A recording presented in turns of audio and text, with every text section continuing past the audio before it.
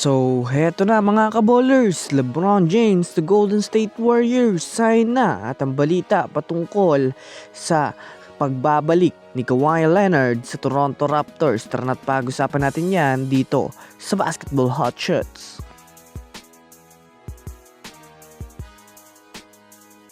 Una nga muna tayong dumako mga kaballers sa balita patungkol sa pagbabalik ni Kawhi Leonard sa Toronto Raptors. Well, sa ngayon nga po mga kaballers, literal na nagsisimula na ang free agency at lahat nga ngayon mga kaballers ng mga susunod na move ng mga players at teams ay posibleng magpagulat sa mga fans ng NBA. Isa na dyan ang pagbabalik ni Kawhi sa Toronto Raptors. Sa ngayon nga po ay on process na ang trade discussions ng Raptors at ng Clippers sa posibleng pagbabalik ng Raptors kay Kawhi.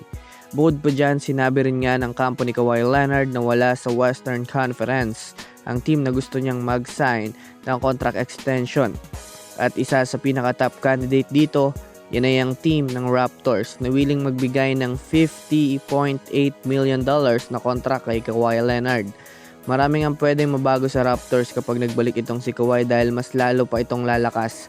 Kung nagagawa nga ng Raptors na maging top contender sa East ngayon, how about kung nandito pa siya at healthy?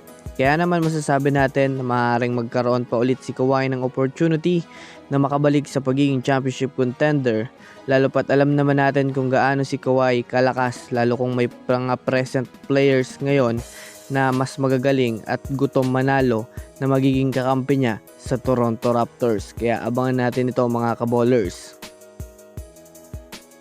Samantala, pumunta naman tayo mga kaballers sa balita patungkol kay LeBron James sa Warriors.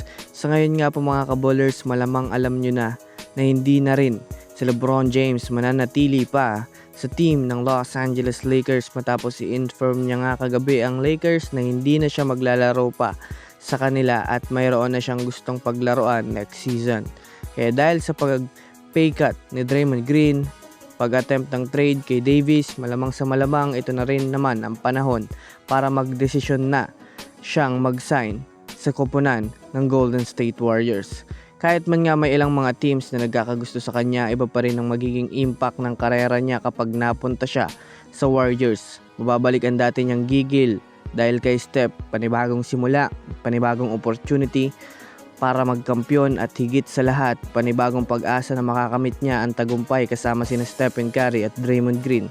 Kaya masasabi natin na 80% na chance ang mayroon ng Golden State Warriors na sila ang team na lalandingan nito ni LeBron James, bagkos matagal na rin naman nga itong gustong mangyari. Kaya abangan natin mga kaballers ang mga susunod na oras.